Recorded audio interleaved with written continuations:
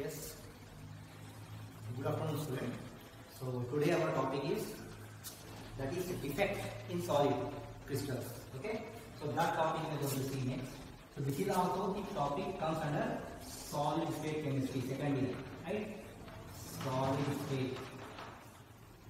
So under the solid state, in the previous topic, Bragg's equation we have completed.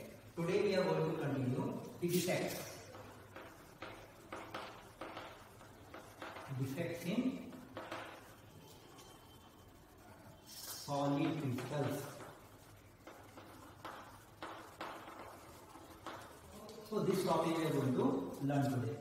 Okay, if we see the defects, so remember that before defects we must understand about the solid. So in solid state, the compounds, whatever the compound which are present in the solid form, they are two types.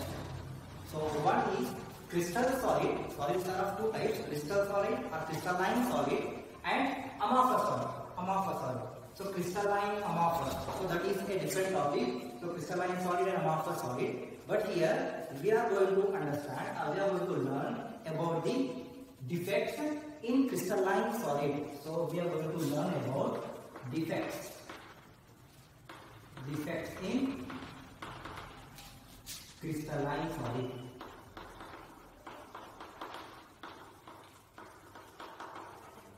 Crystalline solid. So whenever we are going for solid structure, the solid of the given compound, if any compound we are taking, like example, I am taking NaCl, sodium chloride. Sodium chloride is a crystalline solid. Sodium chloride is a crystalline solid. Sodium chloride is a crystalline solid. So in this crystalline solid, we have the arrangement of ions. So in the sodium chloride, we have Na plus ion and Cl minus ion. So these sodium plus and Na plus ions are arranged in this way. See, Cl minus, Na plus, Cl minus. So anion and cations of this NaCl are arranged in a proper order. So in a proper order it will be arranged like this. Like I am drawing over here.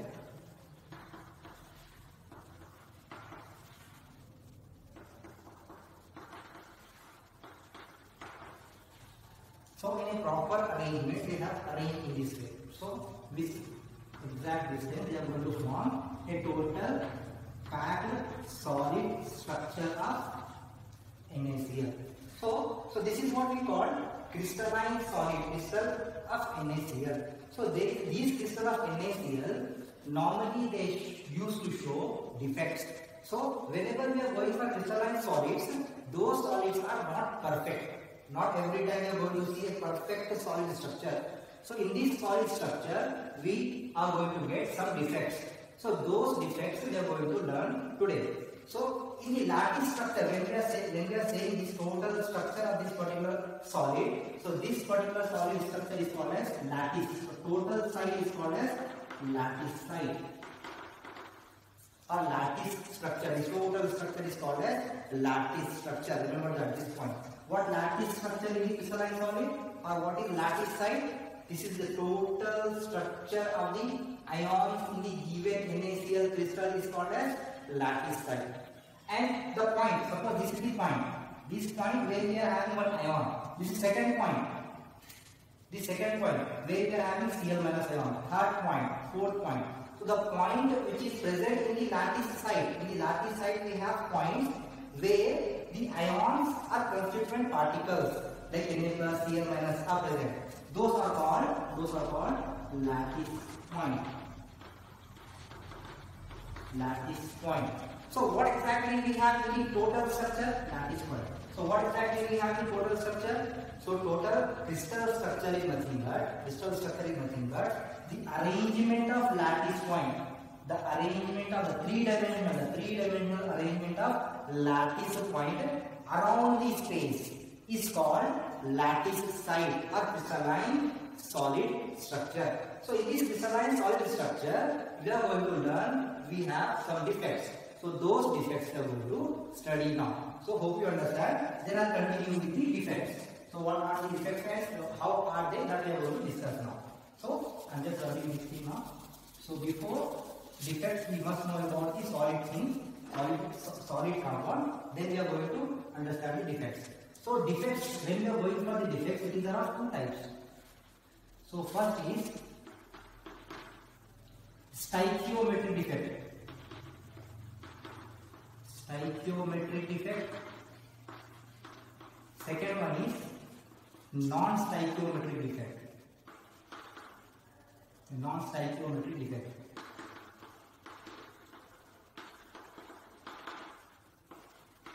So today at least I am going to explain you about the stoichiometric defect.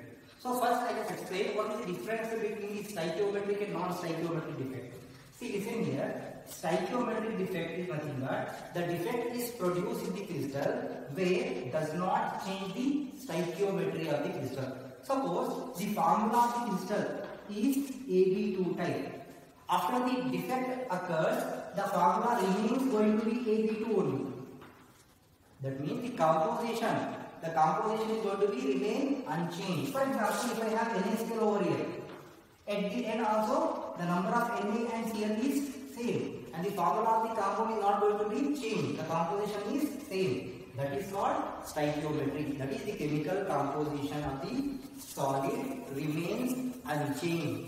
So after the defect, the crystal structure of the solid containing composition does not change, and that defect is called as stoichiometric defect. Whereas the non-stoichiometric defect, the composition, the chemical composition of the compound is going to be changed. If it is going to be AB2 type, so that remains not AB2 type, it is going to be changed in the stoichiometry. That is what called non-stoichiometric defect. So today we are going to learn about the stoichiometric defect only. So here I am just writing stoichiometric defect.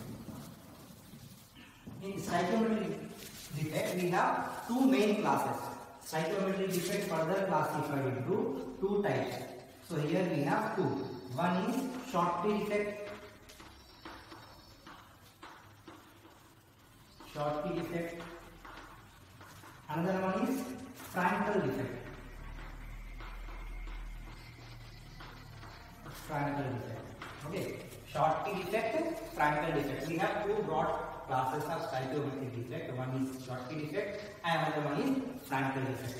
So first we are going to learn about the Schottky defect and Frankel defect today. Okay, so first the Schottky defect you will see. So here I am just taking Schottky defect.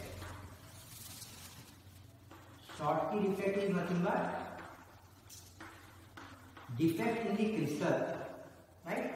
Defect in the crystal. How it is going to take place? Like I just drawing the structure over here. I am taking one example to explain the Schottky defect. That example is NaCl, sodium chloride crystal. Suppose I am taking sodium chloride crystal.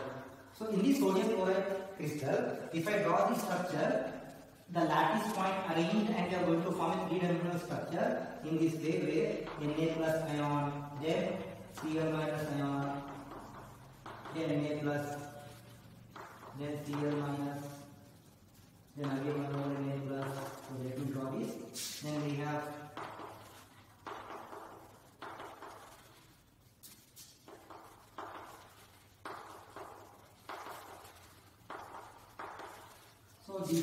these type of lattice points are the ions are arranged in the given lattice structure. So this is what we are drawing over here. Okay. So here we have Na plus, Cl minus, Na plus. So suppose this is the structure we have. So if you want one more,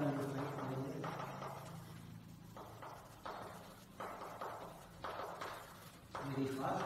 So suppose this is the NaCl crystal. So in this Schottky defect, some defect is going to be produced over here. Some of the anion and cation are going to mix. Like from this case, sodium plus ion is missing, and from somewhere here, chlorine minus ion is also missing. That means they are producing some empty space over here. they are going to produce some empty space. So in Schottky defect, number of anion and cation are missing from the lattice side. This is the side. This is also a side. But this lattice side, this point is not having those cation and anion. So these cation and anion is missing over here and producing defect. And this defect is called as what? Schottky defect. Remember that in Schottky defect, the number of anion and the cation which are missing are same and equal. Suppose 2 Na plus ions are missing. So 2 Cl minus ion is also going to be missing along with that, and they are going to maintain the electrical neutrality. So first point over here to remember about the Schottky defect is the number of anion and cation which are missing is same. The number of anion and cation which are missing is same, and they are maintaining what? They are maintaining electrical neutrality. Electrical neutrality. They are maintaining electrical neutrality. And because of the Schottky defect, short of anion and cation, the number of anion and cation which are missing here, remember that they are going to increase. This defect, when this defect is happened, this defect is going to increase very less, but they are increasing the electrical conductivity. They are going to increase electrical conductivity.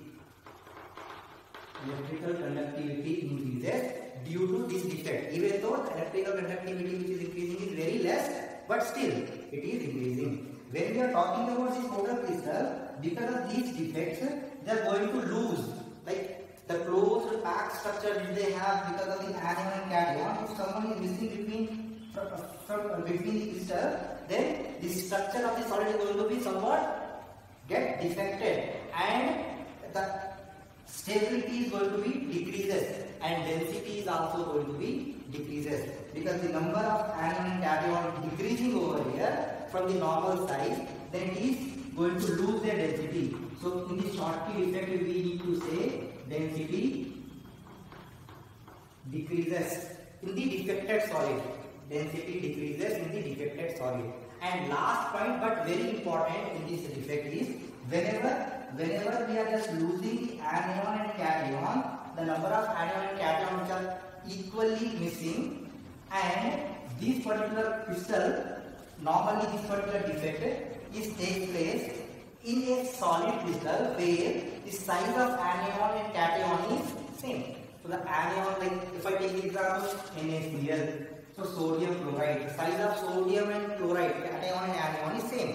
So here this type of crystal can show Schottky defect. Even if I go for this another example, one more example is CsCl, cesium chloride. Here also the size of cation and anion is same. Now just remember the number of cation and anion which are missing is same, so that the electrical neutrality is maintained in the crystal structure.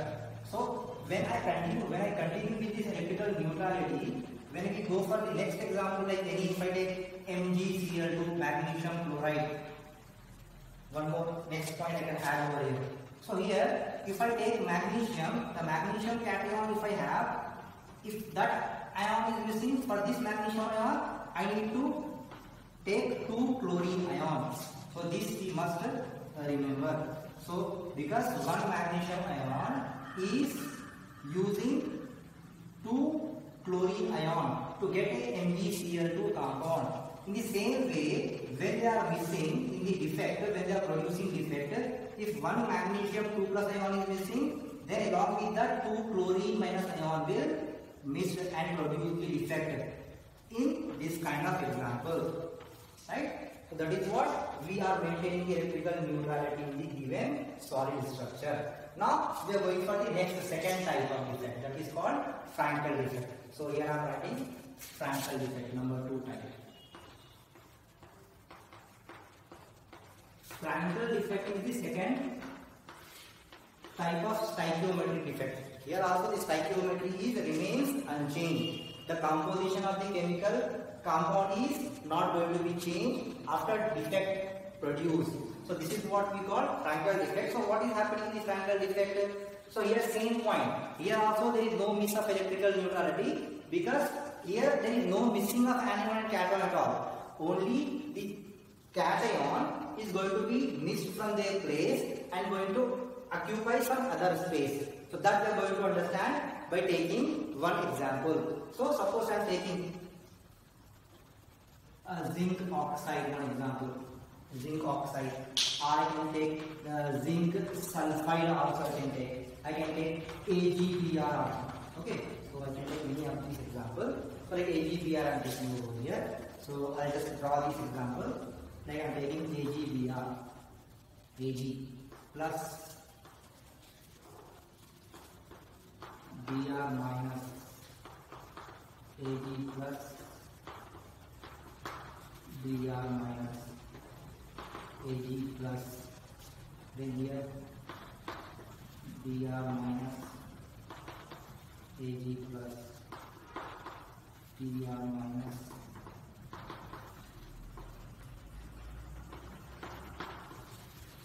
So one more row I will draw.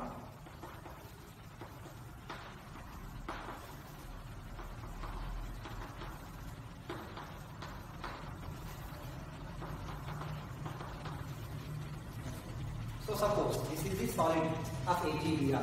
So remember that Frankel defect, the small, so the cation and anion which are present in the structure is going to be different size. That is, the anion is bigger and cation is small. And the small cation, see, when cation is small, like in this way, I am having big anion, suppose in this way, big anion.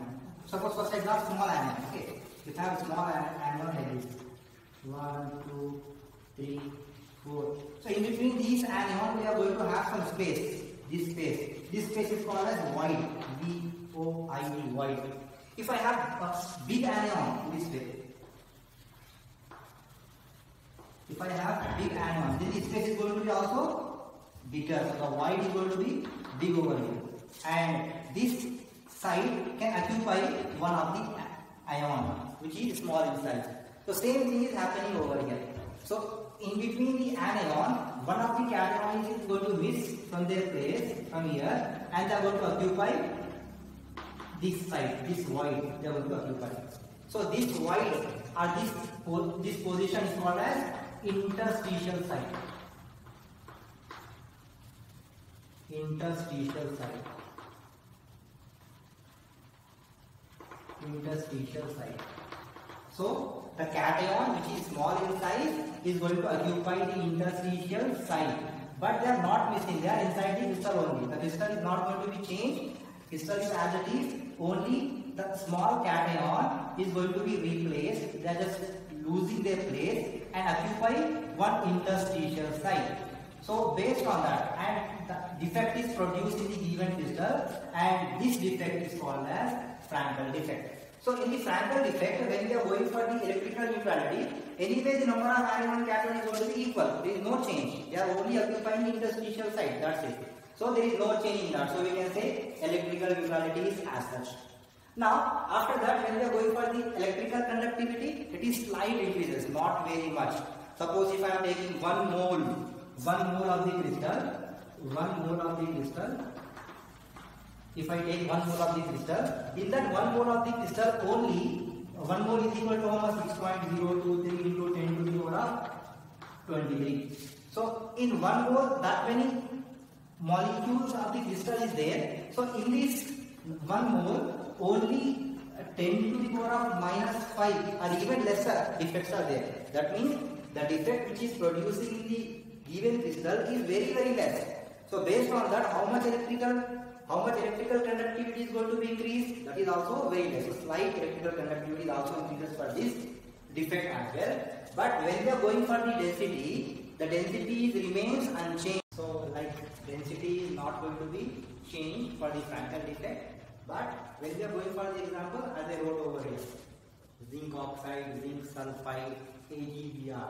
So here in this example, the cation and anion size are different. So the size of anion and cation is going to be different. So this is what we call Frankel defect. And one more thing over here. If I take the example, which they can ask a direct question. Here also I can include the AGBR. So AGBR is the only compound which can show both Schottky defect and Frankel defect. So only AGBR is the only compound, only solid crystal which shows both Frankel defect and Schottky defect. So to remember this, when we are seeing this, when we are listening this, it is very easy. But when we are just going to write in the exam, we may confuse. So remember that in Schottky defect, shortage of anion cation. But in the Frankel defect, the one of the small ion, like small cation, is just getting interstitial site. That is what we need to remember over here. Schottky means short of anion and cation in the solid. And here there is no shortage in the Frankel. One of the cation is occupying interstitial site. So it's simple. If we see Frankel defect and Schottky defect, these points which we must remember. For Schottky defect, electrical neutrality is maintained, and for Frankel defect also. And increasing electrical conductivity for both. But when we are going for density is decreases for Schottky defect. But density remains same in the Frankel defect. But when we are going for the example, in the example we have NaCl, KCl, CaCl, where the anion and cation size are same. But when we are going for the Frankel defect example, ZnO, ZnS, AGBR are the example where anion and cation size is different. So that is what only the difference we have to remember for Schottky defect and Frankel defect. And one more last point, AGBR is the example. AGBR is the crystal in which both the defects are possible, both Schottky and Frankel. So this is what the defect, this is what the stoichiometric defect, non-stoichiometric defect will continue in the next class. Hope you understand, and this topic is very important as well. See you then. Thank you.